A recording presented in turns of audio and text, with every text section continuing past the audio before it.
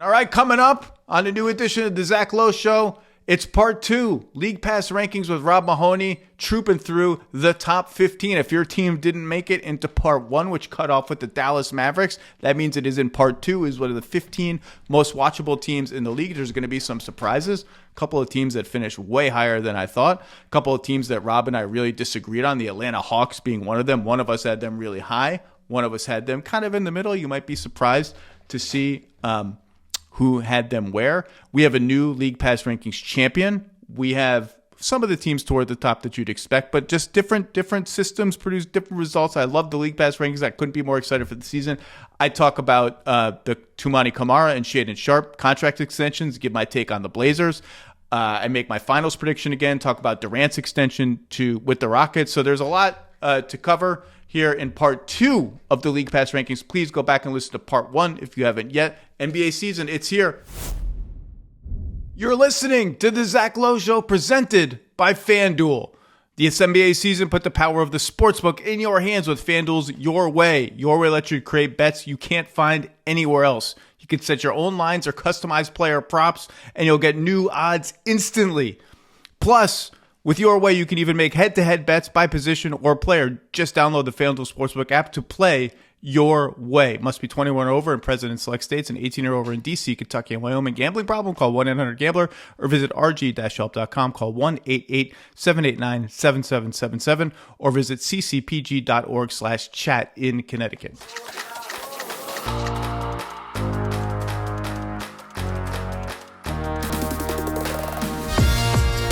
Welcome to the Zach Lowe Show. We'll get to the part 2 of the League Pass rankings with Rob Mahoney, the great Rob Mahoney, shortly. After we recorded, a couple pieces of news happened. 2 more extensions came in under the wire. Dyson Daniels re-ups with the Hawks. 4 years, $100 million. Nice deal for the Hawks. Good deal for Dyson, but a nice deal for the Hawks. And Christian Braun, basically the same deal, just 1 year longer, 5 years, $125 million with the Denver Nuggets. Christian Braun is a winning player. Would I like him to shoot more threes? Sure. Shoot a little more accurately? Sure. But he fits with Jokic. He plays super hard. He defends super hard. He runs the floor. He is a winner. He's tough. And these are deals that, they're huge numbers. And I think people are starting to get over the sticker shock of the huge numbers because although they are huge in raw terms, they are only 13, 14, 15% of the cap. That's what you pay for like run-of-the-mill starters. I mean, and both of these guys could easily exceed being run-of-the-mill starters. And I think, I talked about this with Fred Katz about 3 weeks ago. We predicted and projected 12 of the key extension possibilities for the first-round picks in the 2022 draft, the ones that hadn't been done. Chet's been done, Paolo's been done, J-Dub's been done, et cetera, et cetera. And we did pretty well. We'll get to that. But one of the things I said on that was, I think there's a chance that there are a few more deals materialized than people might realize because these players are watching what happened in restricted free agency this past summer when everybody got squeezed. Everything took forever. Kuminga took forever. Cam Thomas took the qualifying offer. Grimes took the qualifying offer. And yeah, there's more teams with cap room next summer. We've been over that. It was just Brooklyn this past summer. Some of those teams will use their cap room on extensions, on trades in the interim, so there'll be a little bit less. But yeah, it's a friendlier landscape, but still, restricted free agency, it's unforgiving, and it's not particularly fair to the players, but it's collectively bargained, and it is what it is. And I also think because the cap has risen so much and these salaries are so high, that there is a realism among a lot of agents that, yeah, Dyson Daniels might well outkick this deal. 4 years, $100 million. Like, I'd bet on this being a quote better deal for the Hawks than it is for Dyson Daniels. That's how good this dude is defensively. Yes, the three-pointer, 34% on low volume. I'd like to see that come along a little bit more. I think this ecosystem with the Hawks, with KP, Porzingis at center, providing some spacing if KP can stay healthy, is going to be a little friendlier to Dyson Daniels and Jalen Johnson. I talk about that with Rob in the League Pass rankings. Spoiler alert, the Hawks did very well. But he still kind of bullied and Euro-stepped and floated his way and ran the floor to 14 points a game. That's a huge jump, and I think that can go higher and higher. And with his defense, that's a good deal for him. And so you could see his agent being like, no, we're worth more than that. We're going to hold out. Risk it in restricted free agency, blah, blah, blah. Some guys did that. And I just think there's but there's the realization that it's $100 million. Same with Christian Brown, $125 million. The poster case for this that I always use is Devin Vassell, who, when he signed whatever his deal was, it was a big deal. There were some people around the league who were like, I don't know, man, that guy can really shoot. He might have been able to hold out for more. And I was like, look, he's had so many injury issues. We don't know what he is on defense. We don't know if he brings much playmaking at all. I'm enticed by him. He was one of my most intriguing players for the season a couple years ago, but it's 120 or whatever it was $1 million. It's just a huge amount of money. And like, even I had an agent tell me just a couple hours ago, he was surprised that Shaedon Sharpe settled for a 4-year, $90 million extension with the Blazers that Rob and I talk about in this part of the League Pass rankings too. So I won't belabor it here. And my response was, look, I get it. Like, I'm intrigued by Shaedon Sharpe. Again, I talk about it with Rob later. I've always been intrigued by Shaedon Sharpe. And the flashes have been there. 2-point efficiency went way up last year. But through 3 years, all he's kind of proven is that he produces some awesome highlights and some high-scoring games late in the season when it doesn't matter and they're playing some tanking teams. Chauncey Billups didn't trust his defense, benched him because of it. The playmaking's been I'm high on him.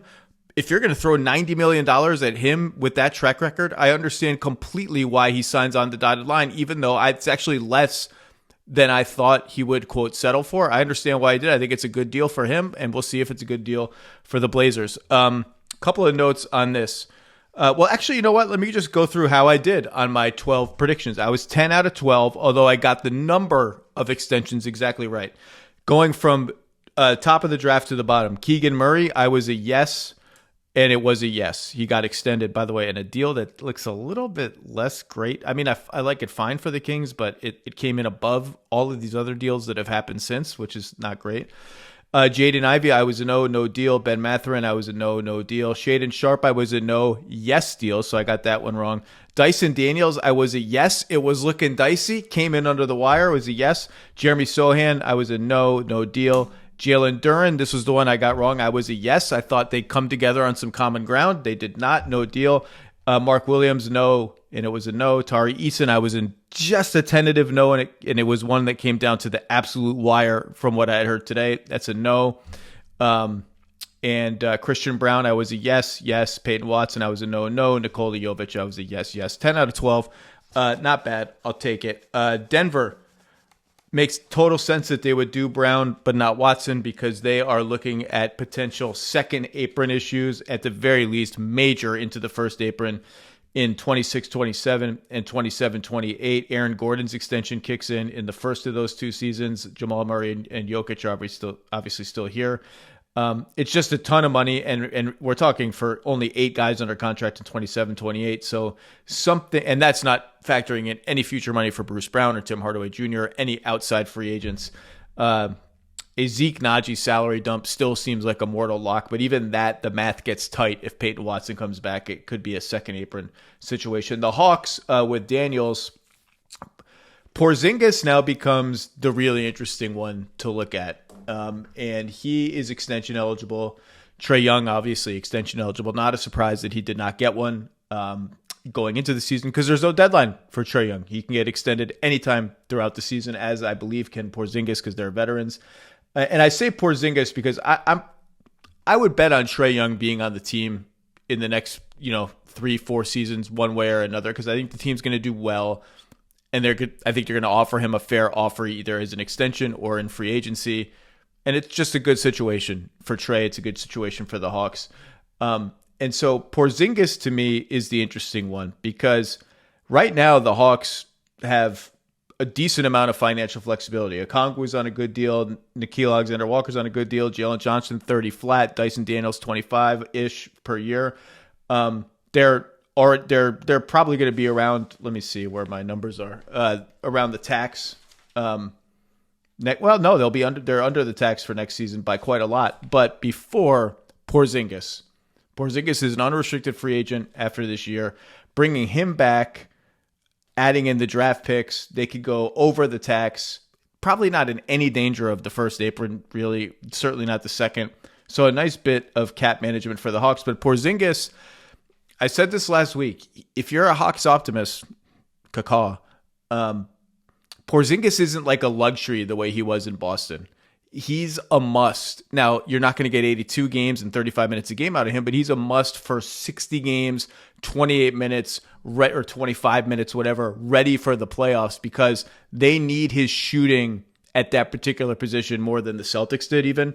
And so it'll be interesting to see how well they play and how much they kind of go all in on this roster. But even going all in is, a little over the tax. No big deal. These are all good deals. Was I surprised Eason didn't get done? No, I thought the order of operations was going to be Eason, then Durant. They did Durant first. And they'll take Eason to restricted free agency. The Rockets are unafraid of restricted free agency. They've proven that over and over again. They're good negotiators. All in all, a pretty interesting set of negotiations for this group of guys. Brown and Daniels are winning players. They could probably each stand to do a little bit more on offense to really, really, really at least maybe exceed these deals. But I think as they are now, assuming minimal to no improvement on offense, and I think that's a wildly bad assumption considering how young Daniels is and just how good Christian Brown is. I think these deals are totally fine. This is just what you pay guys like this. Okay, we're going to go on to the second half of the League Pass rankings, the top 15. This is going to be fun. Thanks, everybody. All right, part 2 of the League Pass rankings, the top 15, the 15 most entertaining teams to watch, to listen to imbibe as basketball fans. Starting with, now I'm going to just come right out of the bat. You're a hater on this team. You had them 22nd. I had them 9th. They net out to the 15th spot. The Detroit Pistons. Now, they are young, a little sloppy on offense. Sure. Turnover prone. Foul everybody so the game can kind of slow down. They were also number 1 in dunks by a lot last season. I like dunks. Dunks good. Me like dunks. They got 2 guys in Isaiah Stewart and Ryan Holland who might fight at any moment. Anyone. Can't take a your eyes ref, an off the opponent, game. someone sideline. Who's to say? You got Tom Gores. What is he wearing? Is he a little orange? Like, what's happening? I gotta say, you're locked in on owner sartorial watch in a way I wasn't expecting. I didn't know that figured into the formula. Love the name Pistons. Love the red and white general look of the team. Simple. Yep. I don't know. I'm excited for expectations. I'm excited for Ausar Thompson breakouts. Like, there's a lot. I had them 9th. What is it? What is holding you back?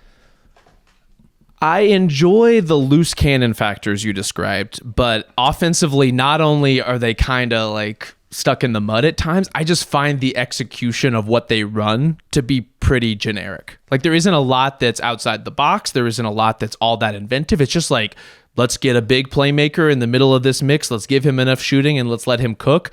And yeah, that leads to a lot of Jalen Duren dunks. That leads to some fairly reasonably productive offense, at least enough to hold up to what they're doing defensively. It's just like not the most like scintillating thing I've ever seen. And so like the competence gets them here. And frankly, I think what gets them to this point in the ranking for me is like they get a big time zone bump, because if you think about the other Eastern Conference, like not just Eastern Conference, but Eastern time zone teams, this is going to be much more pleasant to watch than the vast majority of them. And so they get here by like on those grounds alone. But by pure basketball, I don't love watching the Pistons play. I love what they've been able to do and build, but I don't love watching them play. They also, I believe, are a 7 Eastern tip, which is, it's like them and Charlotte and maybe a couple other teams dabble in it. They get the half hour like, okay, they're the only thing on. Thank you, not? Pistons, for clinging to the 7 p.m. tip. Yeah. Jaden Ivey being out is a little bit of a bummer for entertainment and for basketball, but I'll tell you, man, Marcus Sasser is one of those dudes who's like, oh, I haven't played in a week. Yeah. I'm ready to take a 26-footer off the dribble. I love Jalen Duren, his potential anyway, and his style of play is interesting. Can he kind of bottle up the passing and the defense in the right ways? And I can never remember if it's George Blaha or George Blaha. I should have looked it up right before the podcast. Hall of Famer, literally, was what won the Kurt Gowdy Award a couple years ago. One of the all-time great play-by-play voices in professional sports. Love listening to him. And I just like this team. They have a little, like, Orlando has this too in their DNA of like, we're just going to beat you up. Yeah. Like, how about that? How do you like that? Like, deal with this all night and see how you respond to it. And you might respond by shoving, by getting annoyed, but you also might respond by cowering amidst our physicality. I liked how they stepped up to the plate against the Knicks. Yes. I like it. I like everything but the fouls. The tenacity is great. And like, I would love a healthy, big minute, can't take him off the floor turn for Asar Thompson. Like, that would be an amazing outcome for this season that would, I think, even significantly improve their watchability, right? Like, if he's playing 33 minutes versus 22 minutes, all of a sudden I'm locked in a totally different way. I think if there was one of two or three like core, we are sure of this things we learned in the playoff hothouse, the sort of testing grounds of real NBA basketball. I think one of the things they learned was Cade plus Duren plus Asar is our core and is worth investigating even more. How can we make those three work together? But just Cade pick and roll with Duren. Duren finds Asar cutting along the baseline. Something is there, and Asar Thompson is my pick for most improved player this year. Like that. Number 14, my favorite team name in the NBA, unassailable art. And yet another team in which we diverged dramatically in the exact flip way that we did with Detroit. You had this team 9th. I had them 22nd. The Portland Trailblazers and the beautiful abstract pinwheel logo, one of the masterpieces of sports art. Gorgeous. 9th, Rob Mahoney. Tenacity, possibility. What do you have against Young Hansen, I guess, is my question, Zach. Like, what is it that's holding you back from blazing these trails with me? I mean, he's a rookie. He's a rookie, and maybe I'm underselling because even the lowlights of an adventurous passing rookie big man are going to be like, whoa, he tried that, yeah, and it went where into the 5th row because nobody was, or he just hit Donovan Clingan in the face on a high low because Chauncey's trying to see if the two of them can play together. Their bench is a little worrisome to me. Scoot's already injured. That would happen far enough that I took it into my formula account. And the offense was a little vanilla last year, but to say the least. But I'm still excited to watch the team. And I love. We're recording this on Monday afternoon. I love the Kamara extension, 4 years, $82 million. I love the Shaedon Sharpe extension, 4 years, $90 million. I'm high on particularly Sharpe. Kind of, I think he's going to be a very good offensive player. We'll see defensively, but these are deals that Kamara is going to take up between 11 and 12% of the cap. And yeah, they could have done the cute thing where they decline the team option and make him a restricted free agent. Like sometimes you're just like, he's good, we like him, we're going to reward him now. That's like what good teams do. Yeah. And Sharpe is going to be 12, 13% of the cap, maybe 14% on the high end. That's completely worth it for two supplementary wing players who complement each other, who have almost diametrically opposed strengths and weaknesses. If you want to throw out comps, it's less than the DeAndre Hunter, Jaden McDaniels, Keegan Murray, Jabari Smith Jr. Deals. Your upside on all of those players may vary, but it's less. It's in line with like Andrew Nembhard, Herb Jones, Josh Hart.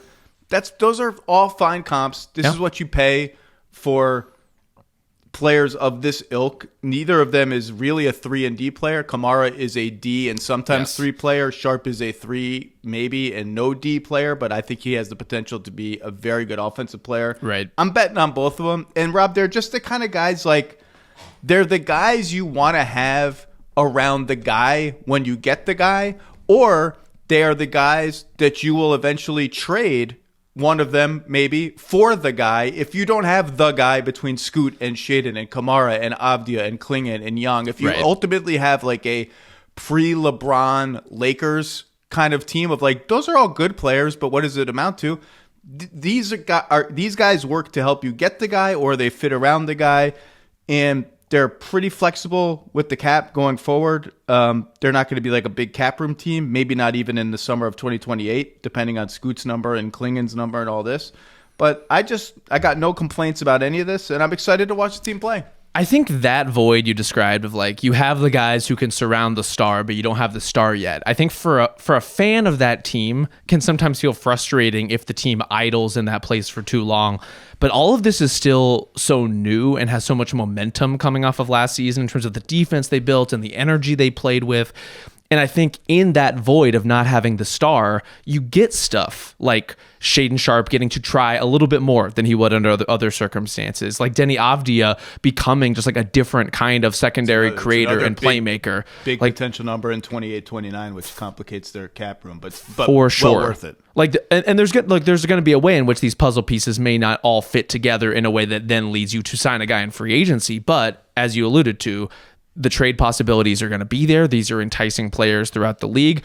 And in terms of the present tense, yeah, Toumani Camara is not a true 3-and-D player right now, but he's like a D+++ player, right? Like he's one of the 10 best defensive players in the NBA. Without a doubt, and one of the most versatile on the wing as well. And so like, the options that he gives you in terms of moving things around, adding Drew Holiday to that mix and the way you can now reposition and realign to basically be whatever kind of defense you need, compounded with the fact that Shaedon Sharpe, who, look, I have my hesitations in terms of buying in like wholeheartedly on his potential, but there's no question that the flashes are there, and there's no question that every season he comes out with one of the three like most exciting individual plays, whether it's a dunk, whether honestly even some of his misses are as exciting and spectacular. Like he is out there trying things in a way that makes for perfect league pass basketball. And so a team that plays this hard, that is playing, I don't want to over-index on the preseason, but playing the fastest basketball by a wide margin in the preseason,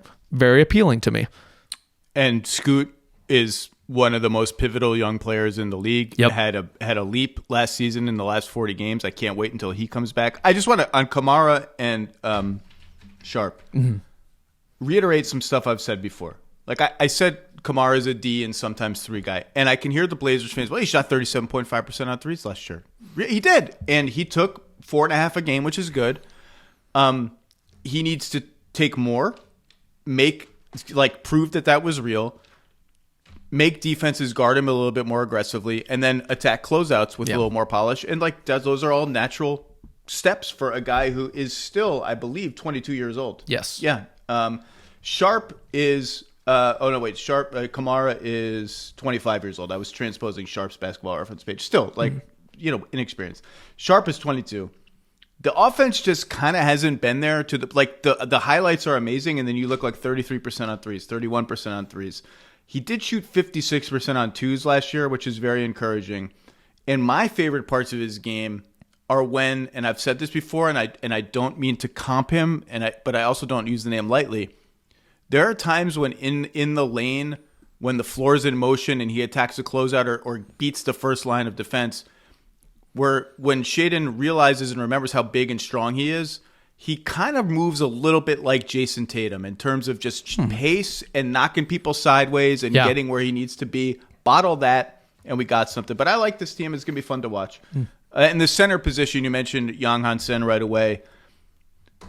Is the starting 30-minute a game center of the next great Blazers team on this team or not? Obviously, they hope it is between the picks they've used on Klingon and Yang. We'll see.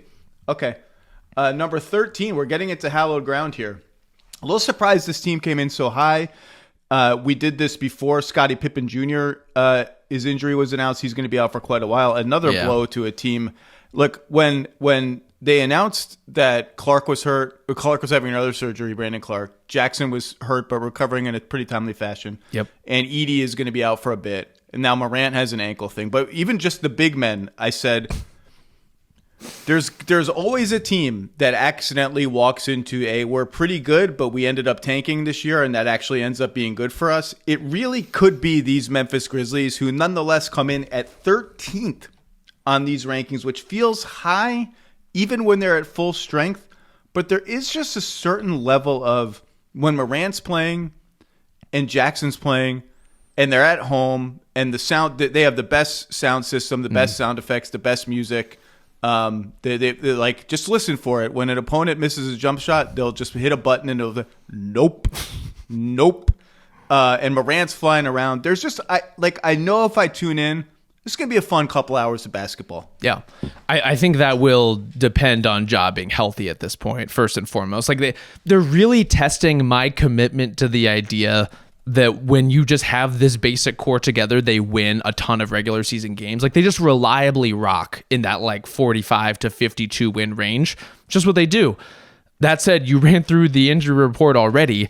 It is concerning. I'm glad Jaren is back already. Hopefully the Ja stuff doesn't linger too long, though historically it kind of comes and goes throughout the season. Like, what is the curse that is hovering over this team, and how do we rectify it? Like, what needs to be saged? What needs to be purified? Like, I'm open to any suggestions at this point. It could be a rough year. I mean, it could be a rough year that ends up being in the best interest of the team long term. They're obviously not going to lean anywhere into that. One of the virtues of this team is they play super hard. They play to win. Their deep bench is full of hard playing. You know, here's John Conchar and Vince Williams and Gigi Jackson maybe. They play hard. Scottie Pippen is one of the bench guys that plays hard. Ty Jerome is here. Sometimes I forget that. Goofy floaters and all. Like he goes from out of the game to talking shit at like a Russell Westbrook level of volume and ferocity faster than anyone in the league. Especially to be Ty Jerome, a guy who has had basically like one very productive NBA season and then a couple of flashes that like the real heads knew about, but does not have the Russell Westbrook pedigree to back that up necessarily. They're also a strange team in a way that I find interesting on a nerd level. Like their whole weird offense last year that had no pick and rolls, and then they kind of rebelled against that, changed the coach. But number one in pace, they were the number one or two. I can't remember if it was them or Chicago's number one or number two in pace. They do foul a lot, which is can slow the game down a little bit. But like the jerseys, like the art, like that they brought the throwbacks back with the bear on the court, and the bear's got his claws around the basketball. I like that guy. Love that guy. Just a pleasant, no-nonsense experience. All right. I think, too, like we may have just glossed over too quickly, like the Ja part of that experience is unlike not just anything else in the league, but unlike anything we've seen in NBA history. Like the pure drama in the spirit of kind of the experimentation that the regular season is all about, of Ja Morant leaping into the air and then having what seems like an eternal hang time to figure out what to do with it, is just one of the best shows on hardwood anywhere. And so the fact, like, if he's healthy enough to do that, I'm pretty engaged in that experience as often as you want to give it to me. And it has a little bit of that like death-defying fear factor to it. Like, okay, the guy's walking the tightrope. Is he going to fall and die, or is he going to make it? Because he takes a lot of contact in midair. I miss peak Ja, and I said this and I wrote it a lot. There was something about the way he played where he was a young star who brought teammates along with him in his style of play. I always said I liked the way on fast breaks where he would sometimes slow down and wait for guys to kind of come open in his wake and not just go headlong at the rim. He would cut off the ball in a way that helped the offense and helped his team. And it just seemed like he lifted everybody around him up, both spiritually and in basketball terms. And I want that guy back. Speaking of guys who lift everybody around them up, number 12, the Milwaukee Bucks. You had them 16th. I had them 10th. Obviously, they've got Giannis. Obviously, they've got a lot of other guys around Giannis that your mileage may vary. They are under an enormous amount of pressure. Thanasis is around to talk trash to the opposing team, to fans, to everybody, and let people know that he's there. So is Alex now as well, right? We've triangulated. A lot of Antetokounmpos. Giannis is Giannis. He was number one in dunks as an individual player last year. Bobby Portis, just the eyes get wide, the intensity gets into overdrive. And yet his game is kind of old school in a way I like. All like 14-foot fadeaways in the post. I don't know. Are we just a little bored of like, okay, here comes Giannis in transition and he's got shooters around him and we think the team is like pretty good but not great? I think what I'm worried about is him getting a little bored. About him looking around December, January, if things are just kind of puddling along. Like, how does Giannis feel about it? The Bucks, to me, Giannis aside, like his play is often, always spectacular. but there's such a vibes-based operation where like when something is a little bit off, you can really, really feel it in the product that they put on the floor. And so, of course, Giannis is going to be one of the best basketball players in the world, but if the mood in the room isn't quite right, and I think there's a lot of reason to think that with the Bucks, it just might not be this season, how pleasant to watch are they really going to be? You know, regardless of how you feel about Gary Trent Jr., AJ Green, or whatever, like, are they just going to be the kind of regular season team you want to tune in for? You know what I don't want to tune in for? What's that? Waiting a minute and 20 seconds for Giannis to shoot 2 free throws. Can we just enforce? How about this? How about we just enforce the rule? Like, you don't get to take 15 seconds after you get the ball to do a whole, like, I shouldn't be able to go take a piss and come back and like you're still at the free throw line. And then they get, when they enforce the rule one time, everybody gets mad. Like, oh, why don't they do it all the time? Yeah, why don't they do it all the time? It's a rule that applies to everybody else in the league. I watch these games. I'm like, my God, will you just hurry the hell up?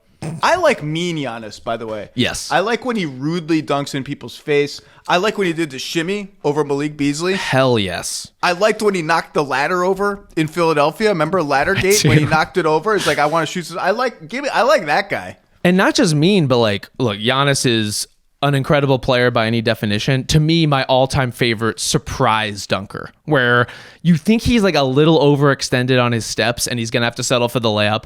Bam, we'll just like dunk on somebody. You think there's one too many guys in his path. Bam, doesn't matter. We'll dunk over anyone in front of him. Just when you think like he couldn't get all the way under the rim for the reverse, bam. And so it's like the drama of every Giannis drive is then heightened as a result of that for me. Like he finds little angles. Even sometimes he's one of the few guys I've seen who will drive baseline like they're going reverse, but then come out in front of the rim instead to either reverse or just dunk it outright. I just appreciate the artistry in the space. You know, not enough creativity in just like trying to yam on people all the time because you're the biggest motherfucker on the floor. And we salute you, Giannis Antetokounmpo. He's also like has these superhero moments, not necessarily in like at full blast, at full speed, where he obviously is like a superhuman person, but he'll be in the paint, have picked up his dribble, and there'll be like 4 guys just hovering over him, and he's got both his feet on the floor, flat-footed. And you're like, well, that doesn't look great. And then he'll just rise up and the 4 guys will almost topple over and he'll just dunk on all of them. This is what I'm talking about. It's insane. All right. And I like Marcus Johnson, by the way, one of the great color analysts in the league. The Zach Lowe Show is brought to you by FanDuel. All right, basketball's back. That's right, we're here. And FanDuel's putting you in control right from tip-off. Every day to start the season, you get to choose your reward. Play it safe. Go for it. Feeling bold? That's your move. Whatever your style, you're in control. So what kind of bettor are you? However you play, FanDuel's giving you the power to choose your reward and own your game every single day to start the NBA season. Head to FanDuel.com/low to make your choice. Must be 21 or over in present in select states or 18 and over in present in D.C., Kentucky, or Wyoming. Opt-in required. Rewards are non-withdrawable. Restrictions apply, including bonus and token expiration, leg requirements, and max wager amount. See terms at sportsbook.fanduel.com. Gambling problem? Call 1-800-GAMBLER or visit rg-help.com. Call 1-888-789-7777 or visit ccpg.org/chat in Connecticut.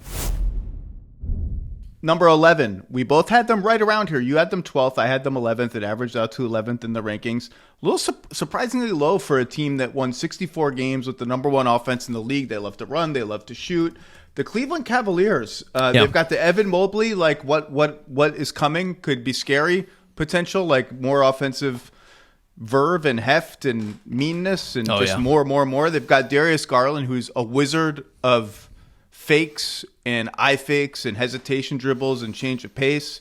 They've got the Humongatron, one of the stupidest gimmicks in all of professional sports. Not a Jumbotron, it's a Humongatron. And if you don't call it the Humongatron every time, you will be fired, broadcasters. They got Lonzo. They do. And he looks good in the preseason.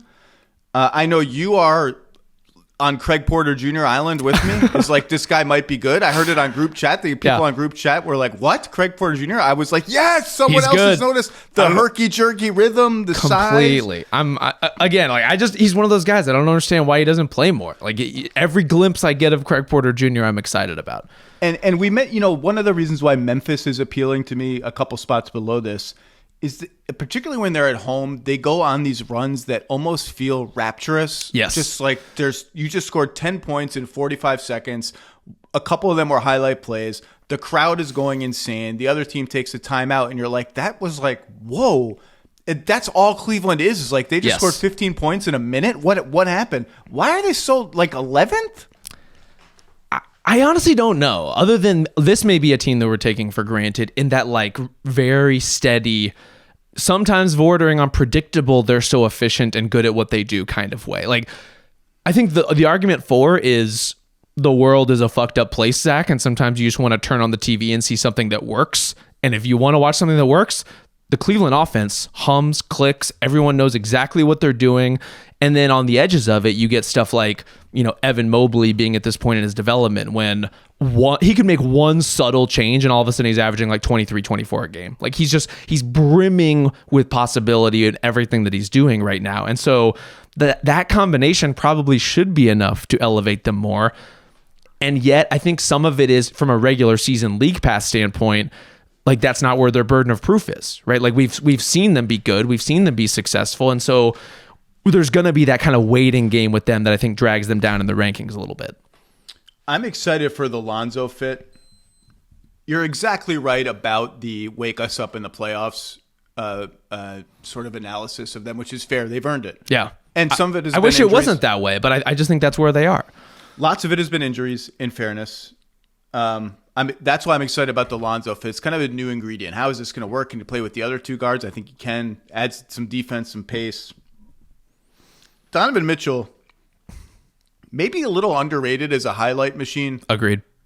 Takes contact in midair, spins around, flips in crazy shots, hammer dunks. Like dunks that should be outside the purview in terms of their power and violence for someone of his height. He feels like the Baron Davis heir apparent in that way for me, where he will go up and be met by people and do the cockback finishes that, again, I have no idea how he's able to pull off, but like there's something about his aerial play that is so watchable. Baron Davis, a critical Cavalier, I believe. I forgot he was about the one that. The Clippers salary dumped onto the Cavs, attaching the pick that became Kyrie Irving. Yep. For Mo Williams, I think, if my memories are. But don't love the broadcast, and I'll just leave it there. I think it's getting a little worse. But it's a very fun team to watch. Kenny Atkinson coaches a nice offense, and they're about right where they should be. And honestly, a lot of this there are a lot of really good NBA teams. Almost every team is fun to watch. Like now we're entering the top 10. Who are you more excited, or are you more excited to watch Cleveland than any of these other teams?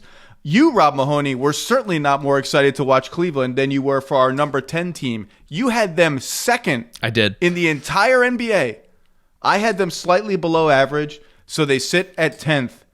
The Atlanta Hawks. Let's fucking go. Number 2, Rob Mahoney. I will cede the floor to you. Look, I am psyched to see them in action. My anticipation is frankly a little bit unreasonable, but I cannot help myself. I think if you take out the true superstars of the league, the top 10 guys, let's put them in a separate bucket. Jalen Johnson might be my single favorite player to watch in the entire league. Like the way he finds... So great. I'm loving this so much. Just like the way he finds the groove and the flow in every single possession is captivating basketball to me, is exactly why I watch the sport, and why, like, the thing that I love to watch the absolute most is that kind of like kinetic, dynamic, connected play. And he is so representative of that, while also being a highlight machine himself, while also being a player on the rise who could be anything at any given moment. And so you have that. You have Trae Young, who can make a random Tuesday game feel like a fucking event out of absolutely nowhere. Dyson Daniels is the most electric crunch time defender in basketball, will come up with plays at the ends of games that make absolutely no sense. He's kind of like the singular reason to me why coaches don't like running plays and don't like having actual action in crunch time, because if Dyson Daniels is on the floor, he's going to muck it up and ruin everything about your timing. And I got to say, Zachary Rizachet really looks like he's on the verge of something, like playing and finishing with so much more force already in this preseason in a way that makes me really, really excited. I love every element of this team. I do think they're going to be good, but more importantly than that, I just think they're going to be fun to watch all year.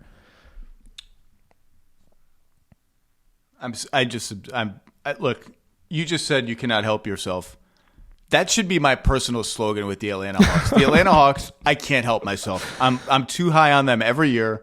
I'm super high on them this year. They were already talking about and starting to walk the walk of, we want to run more of our offense through Jalen Johnson. That doesn't necessarily mean give him the ball, get out of the way, Trae Young stand in the corner. That means inverted pick and rolls, Trae Young, Jalen Johnson pick and rolls, where he gets to make plays as a screener, which, by the way, massively more effective with a shooting center like Kristaps Porzingis to space the floor instead of Capella or Okongwu clogging up the rim, which can work too because Jalen will hit those guys with lobs at the basket. Nickeil Alexander-Walker, Luke Kennard, fun bench guys. I cannot help myself. I'm very high on the Atlanta Hawks. I'm even high on Dominique Wilkins, the rare decorated former player who clearly hasn't bothered to do any research on the other team, and yet I'm massively entertained by everything he says about every other player on the other team. He'll sometimes be like, oh, they don't want that guy shooting that shot, and I'll be like, he takes like 10 threes a game and shoots 38%. And I still and he's got a great cackle. I love the whole Dominique experience. I love the Pac-Man logo. I love the colors. They belong in the top 10. And you said something very interesting. I love the concept of a crunch time defender. And as soon as you said that about Dyson Daniels, I was like, there is crunch time defense. Is it his ability to get his hand on the ball? Is it his switchability? Because like he's a better crunch time defender than Rudy Gobert. He's a better crunch time defender than, a lot of people, almost anyone in the league. Is it that? Is it deflections? Is it switchability? But that's a cool concept. Crunch time defender. I like that. I think it's a lot of its instincts and timing, and obviously his hands are amazing. But I think Dyson, to me, has one of the best internal balances of the risk reward stuff. That in that moment, like you can't fuck up, right? Like you can't make the one gamble that leads to the layup in that moment.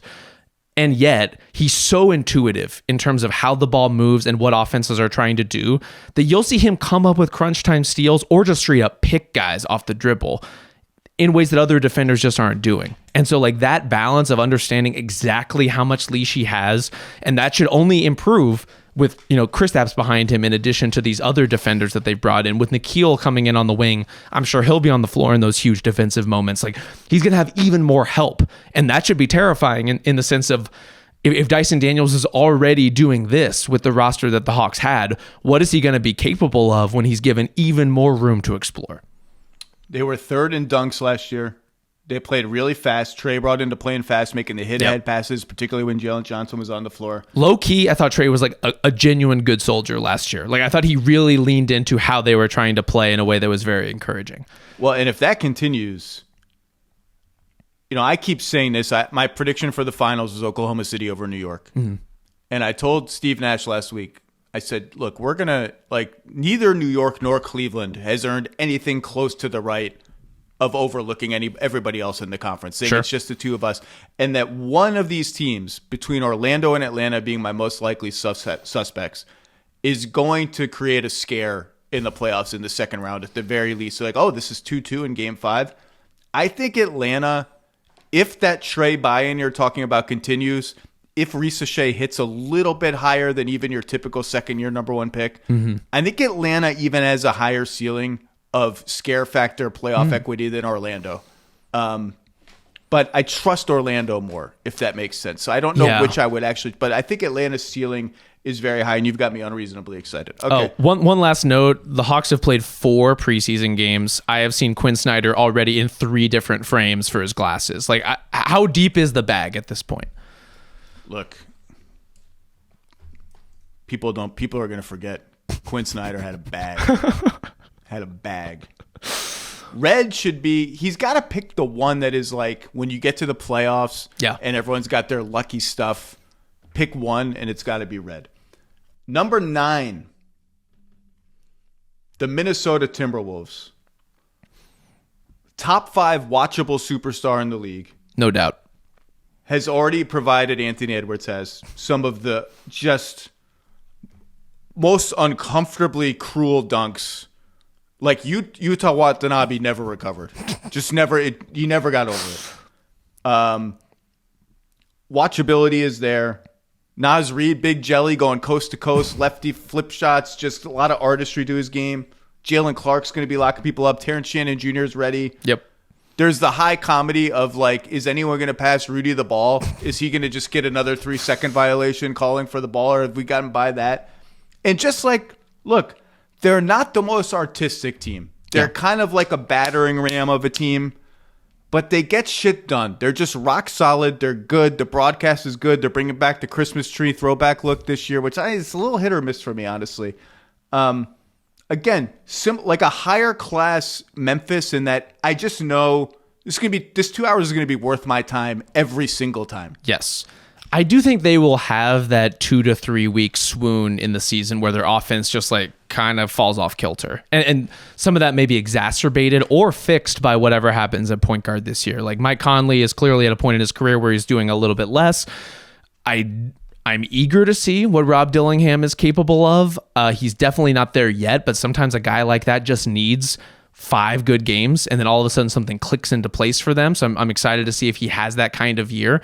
But otherwise, like they are just rock solid. And if you have a rock solid team with a star who is not just watchable, Zach, but is like an all-time personality already in the NBA, has 100th percentile athleticism, and has that like undeniable drive to kill whoever is in front of them, you're just not going to find a lot on a Monday night that's going to be more satisfying and watchable than that. And so the Wolves are one of the safest bets in the league. They may not have quite the same like highs of the teams that we're going to get to in terms of, I think it's like the cohesive offensive play for the Wolves isn't always there, but they're always competitive. They're always really good. They're going to be good yet again. And they have Ant. That takes you a long way. And I want to see the post game. He's talking about it again. Yeah. I think it could be a huge weapon for him. Let's use the regular season to experiment and see what's there. Yeah, I mean, Ant is just... Come on. You can't take your eyes off the game. You can't, because at any moment, he brings it on defense. He can go coast to coast. The dunks are incredible.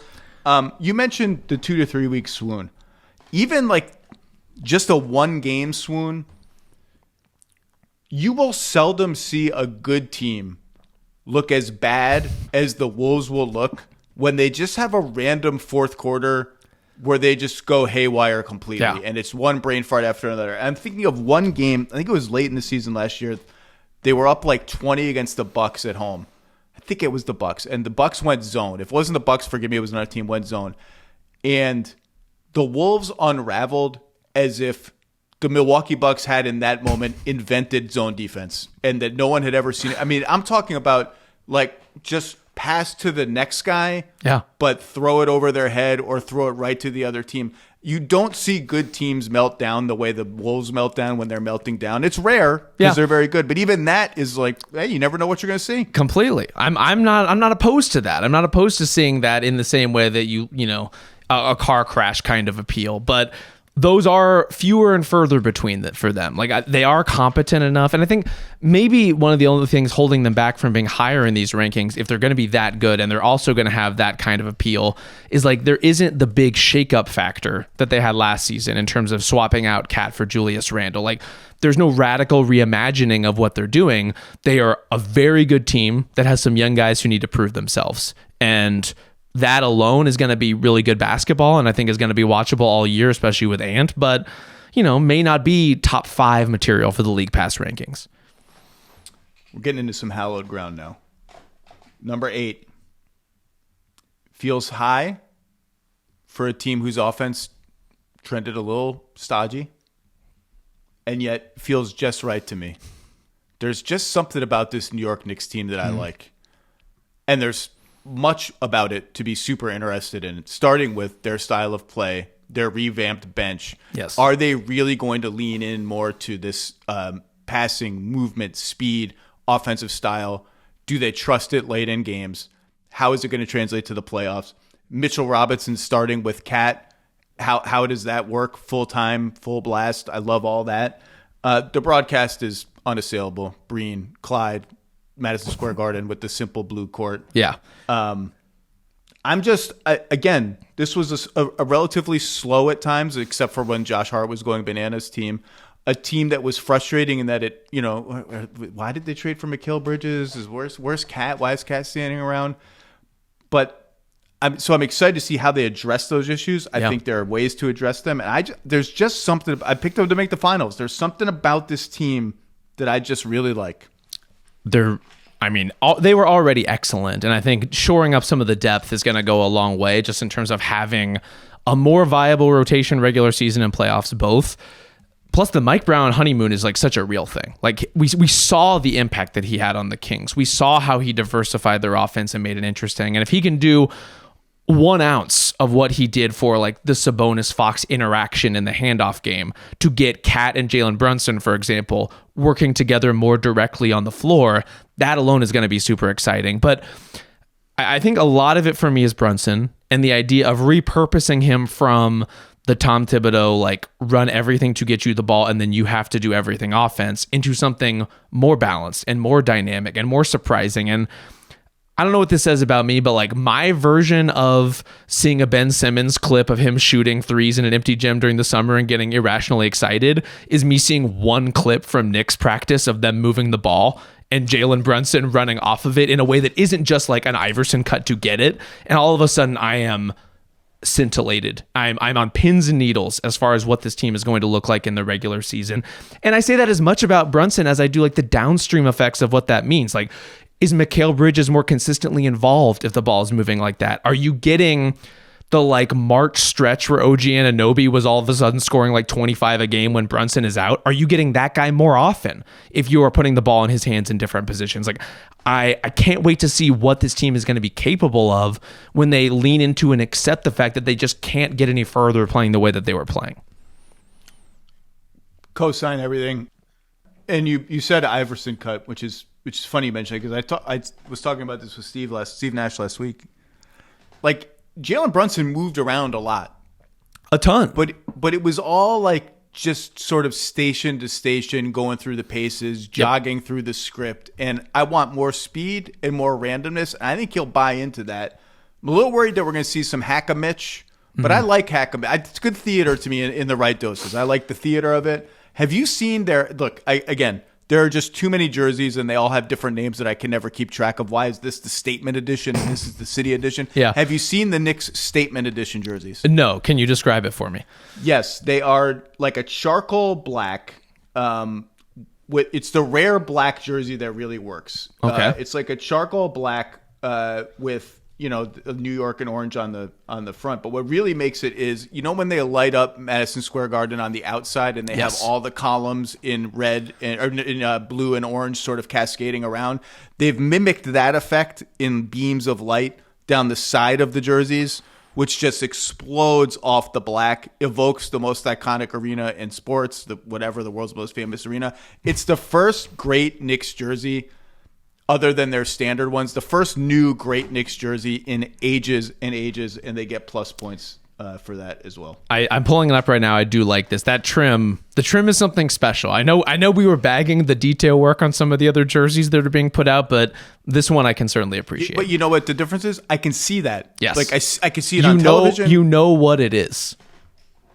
Shout out Yabu dunking on LeBron in the Olympics. One of the all-time great holy shit I know moments in the history of not quite Vince Carter, not quite the dunk de la Mort, the greatest dunk of all time, but who will Yabu dunk on this season? Like, he's gonna get somebody.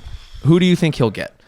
Who would be the most like preposterous person to actually? It would be like Giannis or something. Oh, yeah. It can't be like a rim protecting center because those guys eat dunks every now and then. Yep. It can't be someone like a star who's just kind of going to be in the way, like Luka or somebody like that. It's got to be something in between, which is what made the dunk on LeBron so special. It's hard to dunk on a 6'8" super athlete who's actually trying to stop you from dunking. I love that pick. I think Giannis is a great one. Plus, you can see like the Bucks really need this game against like the Eastern Conference leading Knicks, and it's really important to them. And Giannis is doing everything, including getting dunked on by Yabu. Similar body type that would be fun for anyone to dunk on, but Yabusele. We did not mention him in the Minnesota section. We were remiss not to mention Jaden McDaniels, who kind of quietly 15 a game in the playoffs. Yep. Can you take another level offensively? Okay, enough Knicks. Number 7. Boy, did we diverge on this one. You had them 14th. I had them tied for first.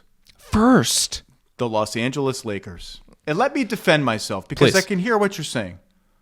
Well, what's exciting about this team? LeBron's old. Luka's going to walk it up and play Luka ball. And yeah, okay, rim running center with Ayton. Is he going to run? Is he going to rim? Is he going to rim run? Is he going to half run? You know, Austin Reeves over here on the side taking over the offense. Are we really excited about Rui and Marcus Smart and Jake LaRavia is, you know, sort of an NBA nerd guy? Cool. Gabe Vincent's around. Vando's always better in theory than he is in practice. I get it. Yep.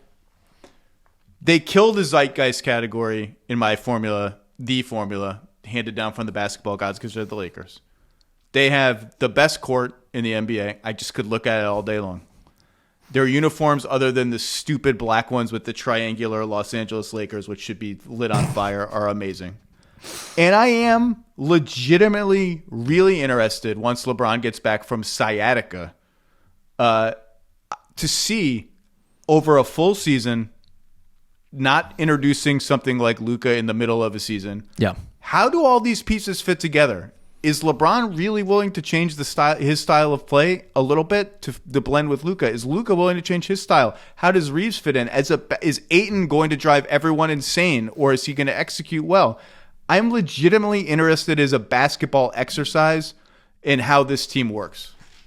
I think LeBron getting hurt when he did took some of the wind out of the sails for me. And I say that for two reasons. One, I'm 100% with you on like the buy-in and the process of coming into a season knowing you are a Luka Doncic team.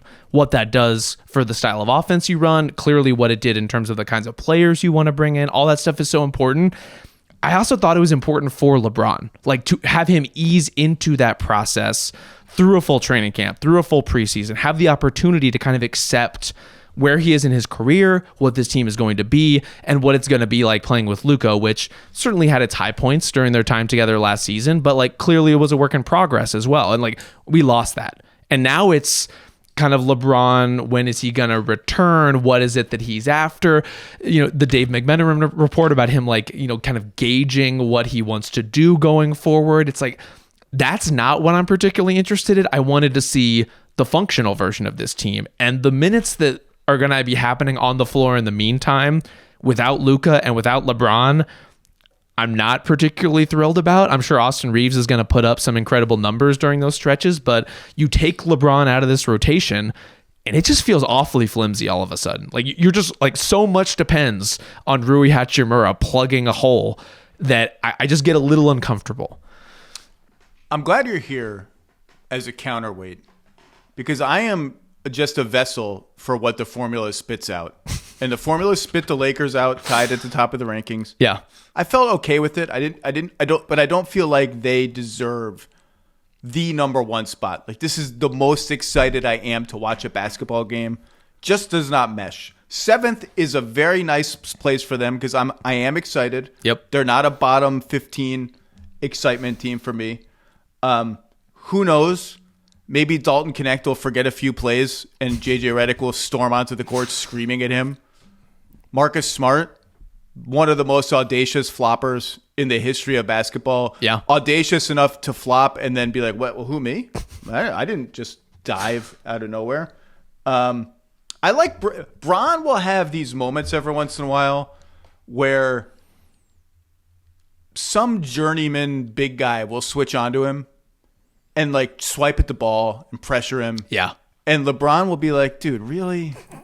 All right, I'm 40, going on 41. Let me back you out, and I'm going to dribble through my legs. I'm going to show you, like, you're going to come at me, journeyman, big game. Like, I even have a name in mind. You're going to come at me like that.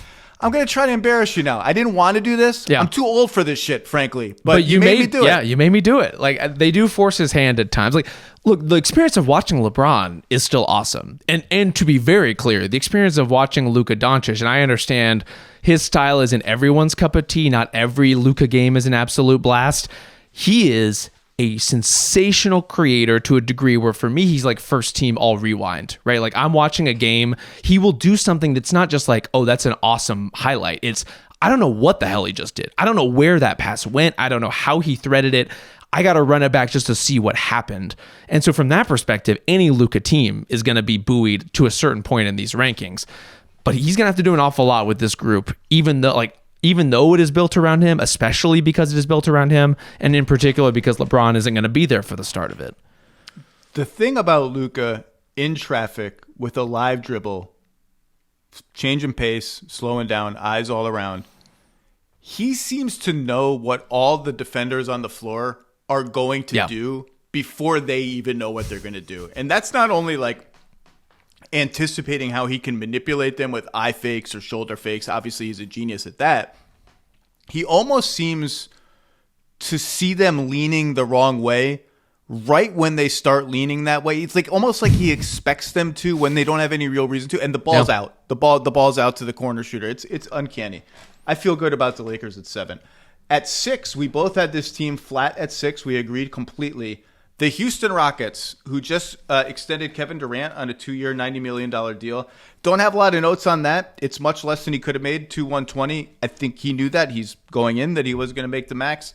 Gives them space to maybe extend Tari Eason. We're coming up on the deadline as we record this.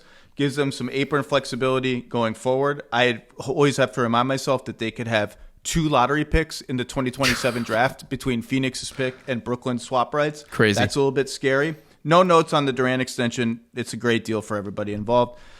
Number 6 feels low, honestly, for how excited I am to watch a team that was not even that great as a half-court offense. Give me all of Amen Thompson. Yeah. Give me all of Reed Shepherd. Give me the whole experience. Give me all of Steven Adams and Alperen Şengün together, rebounding 80 million% of opponent misses and just daring teams like, okay, like, what are you going to do? What are you going to do? I would watch a dedicated cam of just Steven Adams mashing people under the rim all game. Like every second he's on the floor. Oh, we're too big? We're too slow? Yeah. How about we go to this weird zone defense against you guys and like you can try to exploit it, but we're going to get every single rebound and it's going to really hurt you. You're going to be bruised. Deal with it. I don't even think the Rockets coaches expected this to be a thing when they went to it last year. Now it's among the things for which I am most excited. Şengün and Durant together is going to be fun. I like the sheer size they can play with. Yes. I'm still on team Jabari Smith Jr. is good. Eason I love. 6 feels too low.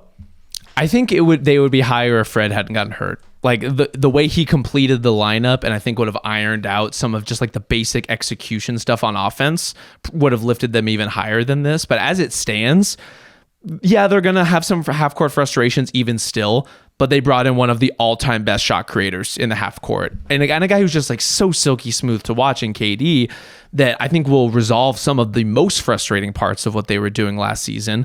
And you're going to have the drama baked in of the possessions that aren't quite going anywhere, and then KD has 5 seconds to do something with it. That's super watchable basketball. But to me, it's so much about like everything you said about Amen, about the double big, which is like all this size and frenetic energy and these like rugby type lineups that they throw out there. Like watching the Rockets will make you feel like you're watching a different sport. It will make you feel like you are bending the possibilities of what is happening out there when Tari Eason is out there like bodying dudes full court, when Amen is like slipping between dimensions to do everything that he does. Like it goes beyond the unexpected and the surprising. Like they are just doing things that are fundamentally different than any other team. And now they have Kevin fucking Durant. Their coach almost wanted to fight LeBron during a game. I mean, Ime wants all of it, all the smoke. What do you think about the space astronaut court that they're going back to this year? A little too cute for me. I don't think you need, again, like there are some things that were left in the past for a reason. And there's clearly an era that we are mining, like late 90s into early 2000s, or in this case, maybe predates it a little bit, that where it's like every team is going back to. I just don't think it has to be that complicated. You're the Houston Rockets. You have a lot of iconography and like symbols that you can play with. That doesn't have to be Moon Man. I don't love the Moon Man. I do love the subtle nod to Phi Slamma Jamma, which is the greatest nickname for a team or an individual in the history of sports, in my opinion. It's perfect in every way, Phi Slamma Jamma. And Jeff Green, we're going to get 2 Uncle Jeff facials this year. Just 2 out of nowhere. What? He just yammed on that dude at age 1,000,000. It's 2, and we're gonna love every second of it. He will be doing that until the day he dies. Like he's gonna jump up off a hospital bed and dunk on whatever poor nurse happens to be in the vicinity. It's gonna be tough, but we're also gonna be cheering it. Number 5 rather. Sorry, number 5. Boy, oh boy, number 5. Number 5.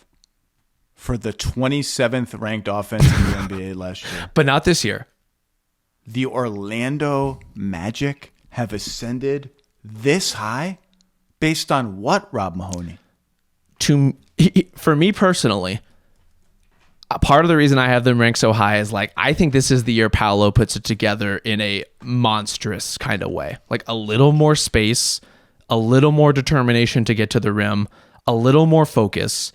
And then one of like the most imposing players in the league already, his game could just completely explode. And like, I think the Desmond Bane addition, plus just like hopefully being healthier all around, will get him to that point. Like I am counting on a Paolo jump, and that's why I have them this high. I really like this team. I took the over at 50.5 on Bill's podcast. I was the only one that took the over. Or maybe Joe did. I can't remember. I think I was alone though. I like them that much despite their games are foul fests. Yeah. On both ends of the floor. They get to the line a lot and foul a lot, which is, the price you pay for being a physical, nasty defense, which I just generally like that they lean all the way into like, all right, we're going to beat you up for 48 minutes. How do you feel about that on the second night of a back-to-back? They're also, too, like, they're not just one of these defenses that is grinding teams to dust, although they do grind teams to dust. Like, over the course of it, they really wear you out. Just in terms of a league pass appeal standpoint, I think like Jalen Suggs is maybe the most watchable defender in the league for me. Like you cannot take your eyes off him when he's on the court. And so that there's always something active and engaged and dynamic happening in addition to this like slow burn attrition of what the Magic do to you. That's what makes them this high, like puts them this high. Obviously, they're going to be good. They're going to be one of the best teams in the Eastern Conference, but their defense can be super watchable too, not just in a strangle the life out of you kind of way. He is a more physical Deion Sanders away from the ball. I like he's that. Just a cornerback hunting interceptions, except he's hitting you and elbowing you along the way. And on the ball, like tip-off happens. All right, we're starting the game. It's Wednesday night. Oh, my God. Jalen Suggs is in my jersey, annoying the shit out of me immediately. And it really does set the tone for, okay, this is going to be a very unpleasant experience for you. Are you up for that? Because if you're not, we're going to beat you by 20 tonight. Bane is transformational. Couldn't be higher on Paolo and Franz. It could be higher on Franz. The hitch scares me a little bit, but I'm super high on Paolo. And just shout out David Steele and Jeff Turner. I say it every year. Orlando's been a little bit of a forgotten place in the NBA ecosystem until now. They are first class, first rate as broadcasters. The art, they've already released their all 3 new jerseys this year, their new court. The black, blue, white, silver, stars trailing the basketball shooting through the sky is A++. Let me ask you about the A++. I mean, love the pinstripes, love the color scheme, love the general like look, the typeface on these jerseys. I like them. I like it. It's a little AAU to me in a way that I'm like, is this really the font choice you want? But admittedly, picking nits on that. I mean, it's a little bit of a throwback look for them. I like the star in place of the A Agreed. In Orlando and Magic sometimes, I think. The black one, people can look it up. It's got like a blue, the top of it is blue, and then it goes into black and pinstripes. So I think that's cool. And I can't spoil anything. The City Edition jerseys are on par or better than these ones. The whole art, top to bottom, is going to be as good as it gets in the NBA. I love the Magic. I think they're going to be a lot of fun. Are the City Edition just full stuff on the front, or what's going on? Stuff is not involved. Stuff the Magic Dragon. Also maybe the most underrated mascot in all of sports. I'm going to extend it into baseball, hockey. I don't know any other mascots really besides the most famous ones, but I'm just going to say it. And the pressure's on. Yep. How do they adapt offensively? Is Jamal Mosley and his staff, are they up for like, okay, now we have to construct something, a team that is more than we will beat you up into 46 wins. Yes. We have higher ambitions than that. Number 4. This team has won the League Pass rankings multiple times. They are probably the all-time League Pass rankings champions. and they sit fourth. They were tied for first in my rankings with the Lakers, 11th in yours, the Golden State Warriors. Yeah.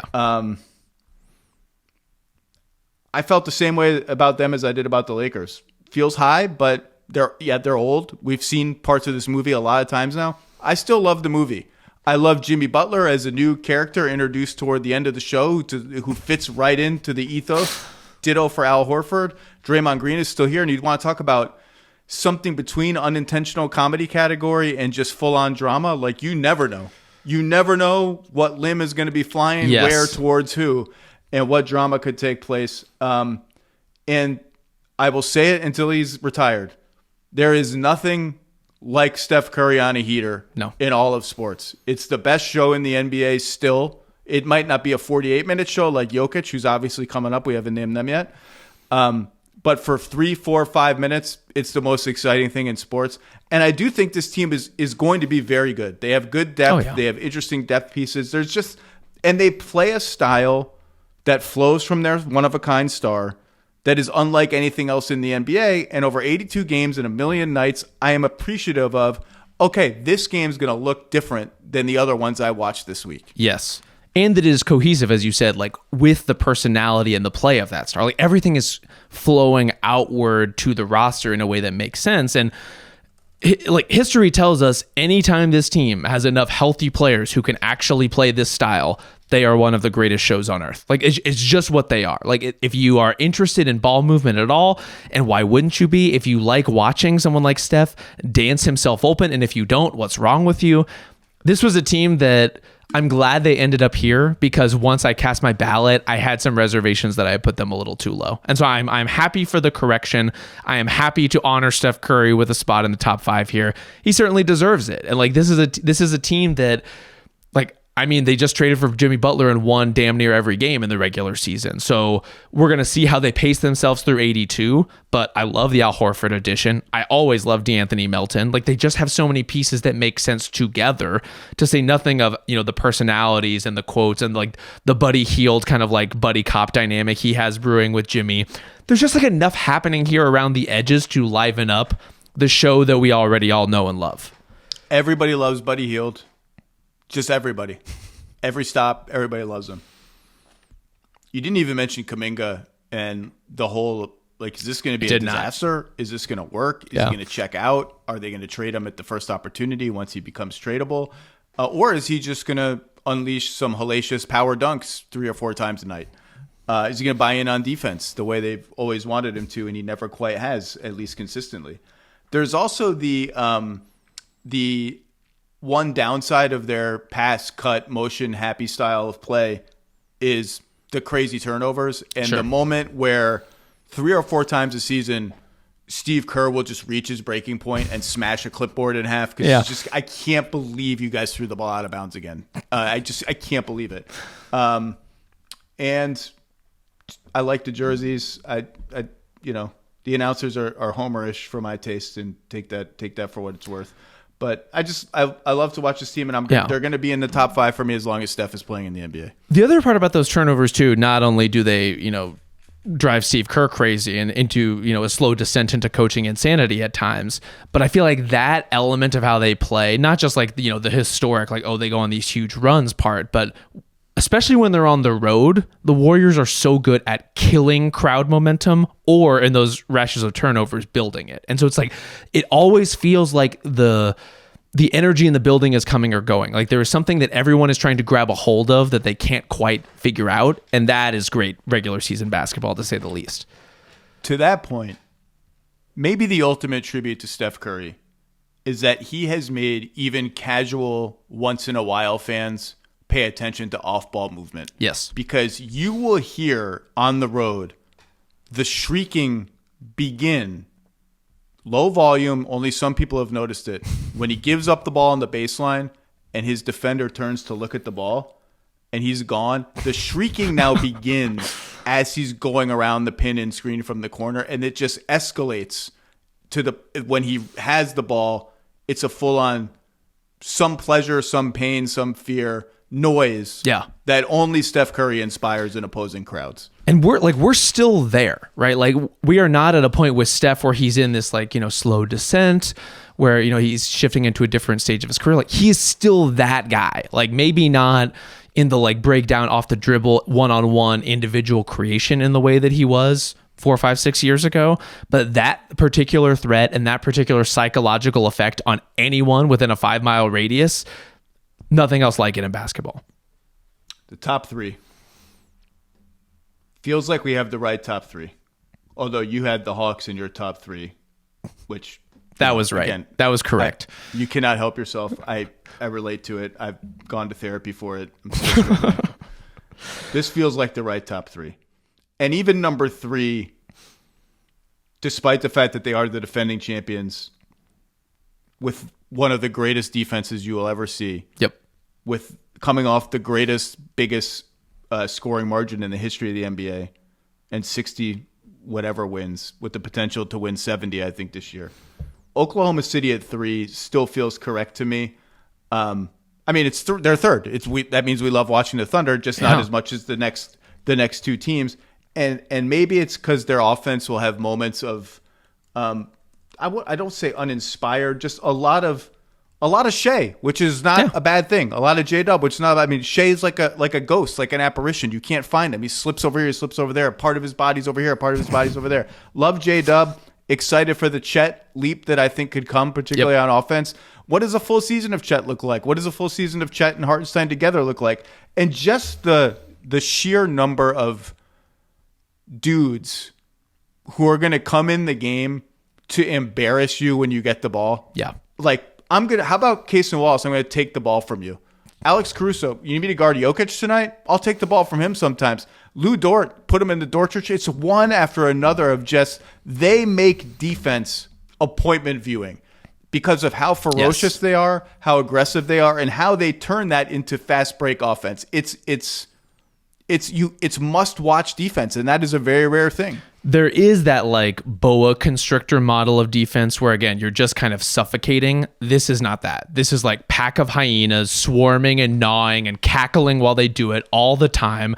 And it's like the way that they celebrate and the energy that they're creating for themselves and for each other is part of what drives that whole machine, right? Like it is an energized collectivism on defense that is so contagious and is so fun to watch. And it's like you have that plus, and with it, a healthy supply of forced turnovers that are leading to highlights. You have all this athleticism across the roster.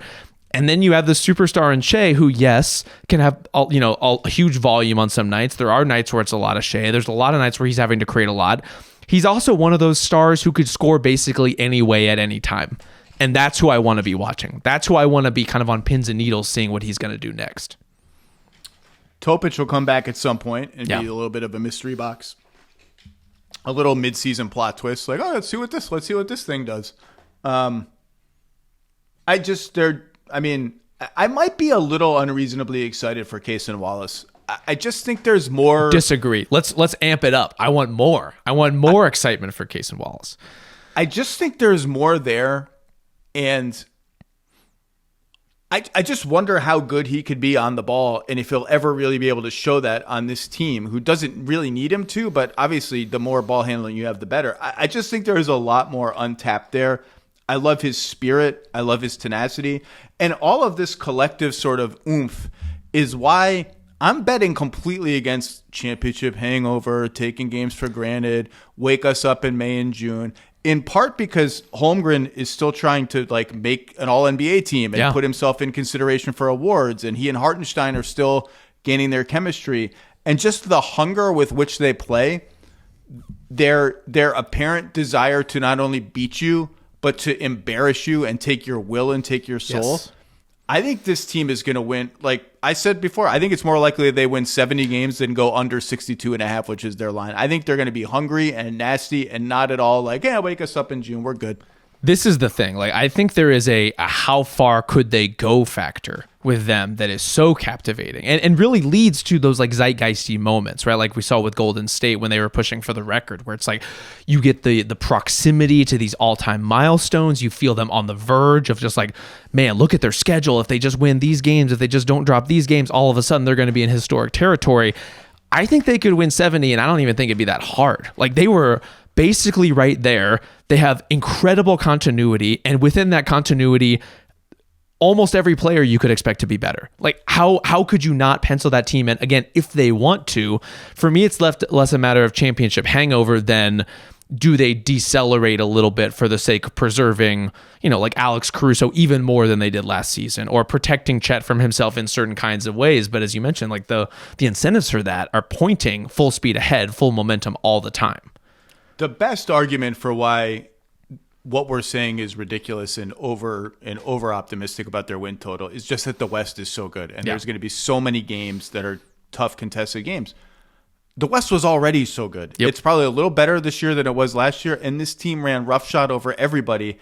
And when they defend like this, it's like they start every game ahead 10-0 no matter who they're playing. Their floor is just so high because you are not going to have a good offensive game against them. You're just not. Like maybe 10, 12 times a year a team will really punch above its weight on offense, make more threes than expected, whatever. Your expectations should be you're going to have a much worse offensive game than you usually do. And they're just hard to beat, man. They're hard to beat at home. They destroyed I think they lost one game against the East last year or something like that. I mean, they're just hard to beat, but they come third in the league. I'm trying to think, is there anyone else on this team we should mention as, league pass catnip? AJ Mitchell. I like the AJ Mitchell experience. I'm always an AJ Mitchell guy, and especially as far as like, someone coming off the bench for a random regular season game and really popping. They have so many of those guys. Like any game could be the AJ Mitchell game. Any game could be the Aaron Wiggins game. And like that's part of the beauty of what makes this team not only so successful in the playoffs, but so watchable for the regular season. And it's one of the reasons why I'm picking them to win the title again. I don't know if you've made a pick. I know no one's repeated. I made the mistake of taking the repeat bait last year and picking Boston. I do think so many players here are on the upswing. And the games 4 and 5 against Denver, when they were really on the ropes and they needed role players to make big shots to keep them alive. I just feel like living through those moments, living through game 4 in Indiana where the Pacers had a chance to snatch that series and Shea dug them out.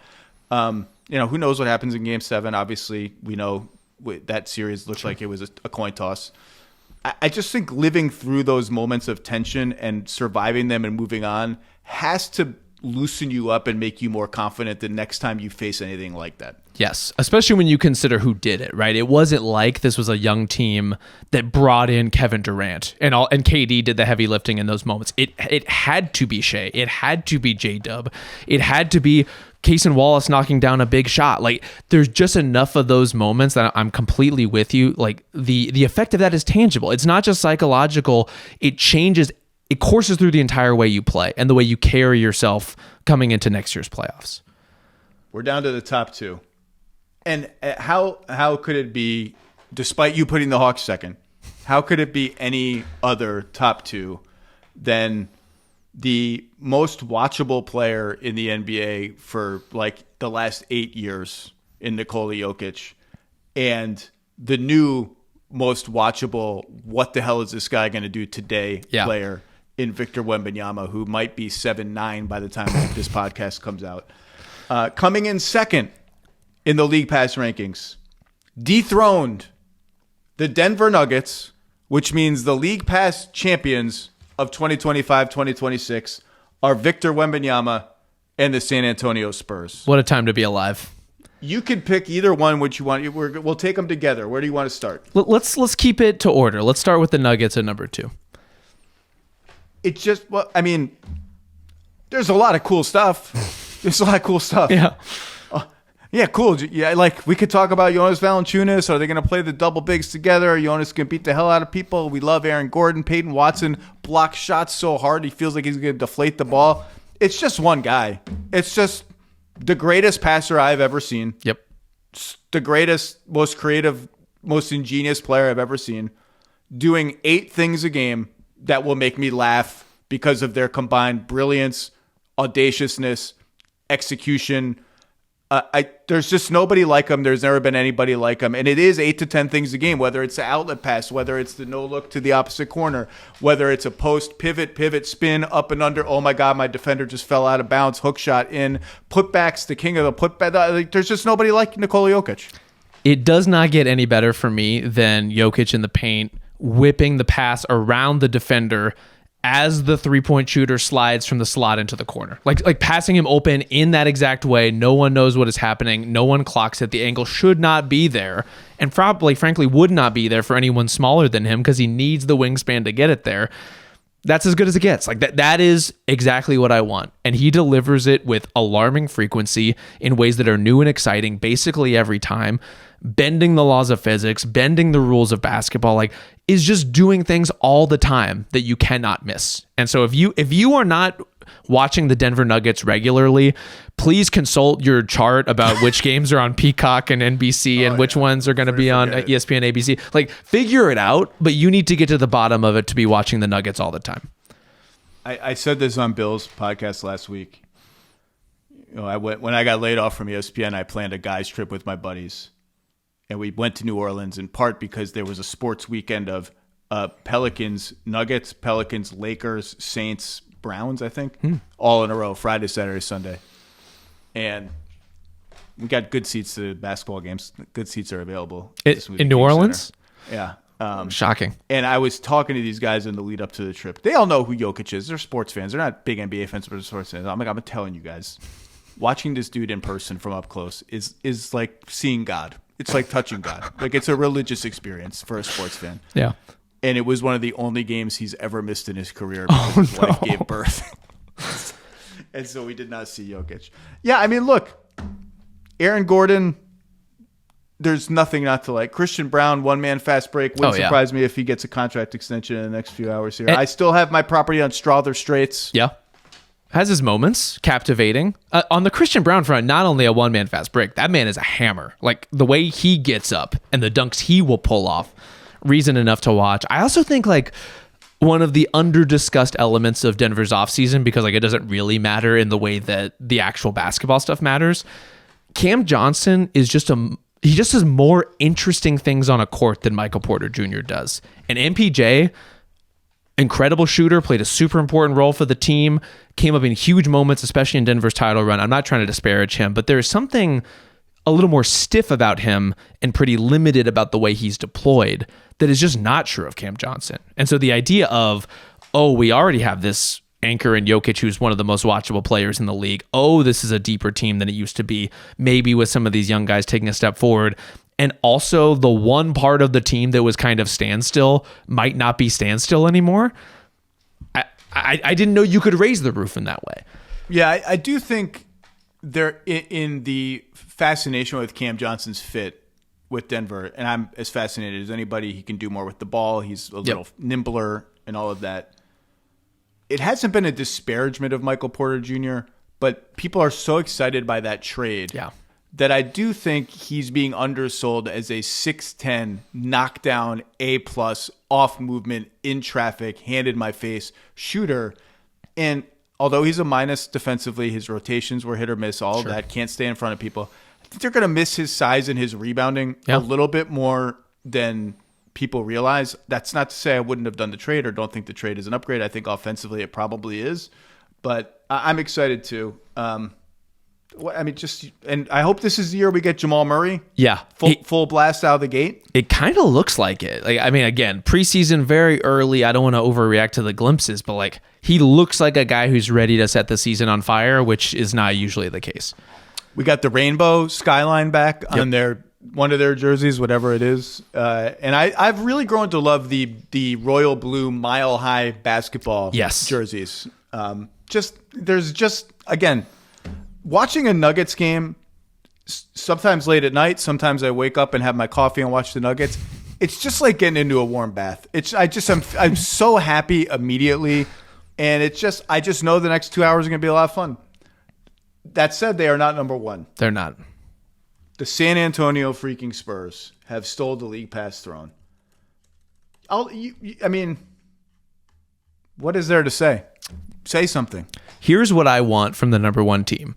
It is things that I don't even know how to ask for. Like possibilities that are so surprising and extreme. They are beyond what I could reasonably imagine. And what I am saying is what I want is Victor Wembanyama. Like I want a player like that. And the stuff that we've seen from him recently, again, not trying to overlean on everything that's happening in the preseason, but like I assumed, Zach, you saw this play where he gets pinned in the right corner about one step inside the 3-point line and somehow steps through into a layup. Okay, like a wide open layup out of that. And I'm thinking back to like the moments where all of us were freaking out about the ground that Giannis could cover in the half court, like 2 strides and all of a sudden he's, all the way to the rim in transition. And with Victor Wembanyama, like he is 6 to 7 inches taller than that. And we have been talking about, what's going to happen when he gets more physical, when he gets bigger, when his body fills out, when he adds these other aspects to his game.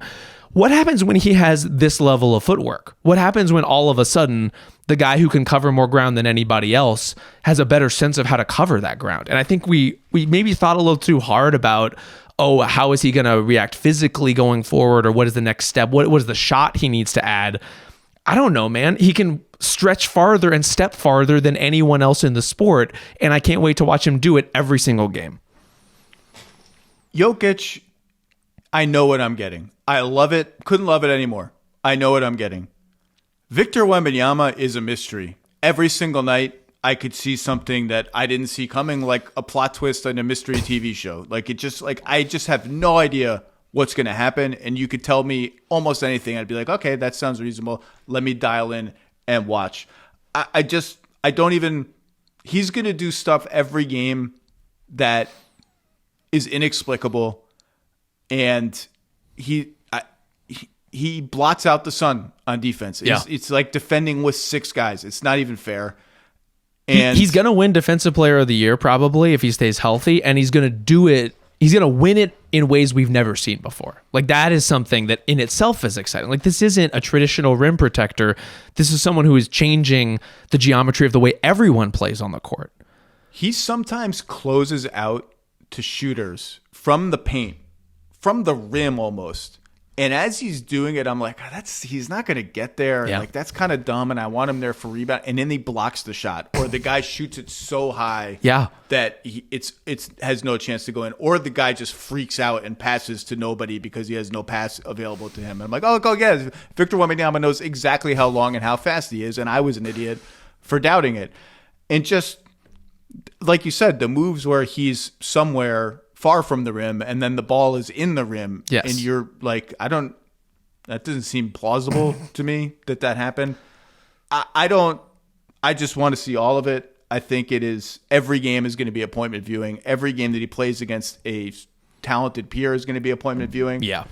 The team is, in a stage of figuring out how to build around him still. They've got some exciting pieces and all that. And I just don't even care. I just don't even care. Like you could nitpick how Sohan fit Fox and Bryant. All that. But I don't care. I think they're going to be good. And I think he's just going to be otherworldly. Well, I think to zoom out on that part, like all those complications are true and how all these players are going to fit together. All that stuff is valid. But like, this is the best part, right? This is the part where the expectations aren't quite here yet. Like, pressurizing everything. Everyone is still so young, and yet they're going to be good. Like this is going to be a good team anchored by one of the best basketball players in the world and someone who's doing it in all the ways we just described. And so it's like we get to watch Wemby and Fox figure out how to play together. Like we get to watch every formative stage of that. We get to figure out, like, no one needs me to tell them that like Dylan Harper has like some real juice on the ball, but like the change of direction, speed, the finishing instincts, like we get to see the way all of that fits and starts to find its shape together. This is the best part. Like this is exactly where you want to be as a team, is on the rise, clearly on the rise, riding an all-time a generational talent to wherever it is that you're going to go. And no one quite knows where that is yet. He's also transcended regular casual sports fandom in a way that Jokic never did. Yeah. Which is to say, I'm in group chats and I have friends in this area of the country who, when the NBA schedule comes out, begin to map out when they are going to be in the same city as Victor Wembanyama, or try to get the company tickets at Madison Square Garden, or scour the secondary market for tickets in Brooklyn. Like, guys that I don't even realize are basketball fans are like, I got to get to see Wembanyama. Well, that's it. League Pass rankings. Any concluding thoughts on this? As we are now, when people listen to this, the season will be beginning today, Tuesday, October 21st. We got who we have. I don't even know who's playing. We have Lakers. Got to figure that out. Lakers, Wolves, I think.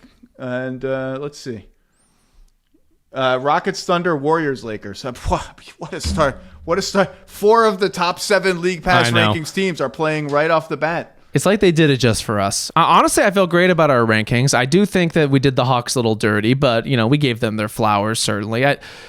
The core of this top 5, though, like the crux of these teams that we've been talking about as the most watchable and charismatic, I just think the league is in an amazing place, and there are dramatically different styles of play here. There are stars who attack everything in totally different ways.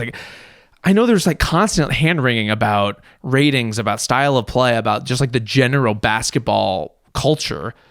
I look at these top 5 and 10 teams and I don't feel any of that. I feel really good about the state of the NBA right now. In a few hours, as people are listening to this, Amen Thompson will be guarding Shai Gilgeous-Alexander in a basketball game that counts. That's what's happening. Rob Mahoney, thank you. League Pass rankings. You're a good soldier. I will see you down the line, sir. Thanks, Zach. Appreciate it. Woo! Thanks to Rob Mahoney for slogging through the League Pass rankings with us. It's a lot, but it was a lot of fun. We hit all 30 teams. Thanks to Jesse, Jonathan, and Mike on production. Thanks to you all for listening and watching the Zach Lowe Show. Enjoy opening night. The season is here. It's going to be a fun season. We'll see you back later this week, probably on Thursday, to talk about NBA basketball, what's been happening in the league. Thanks again.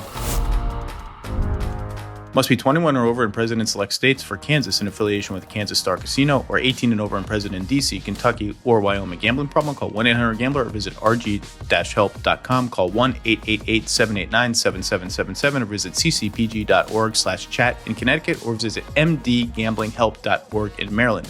Hope is here. Visit gamblinghelplinema.org or call 800-327-5050 for 24/7 support in Massachusetts, or call 1-877-8-HOPE-NY or text HOPE-NY in New York.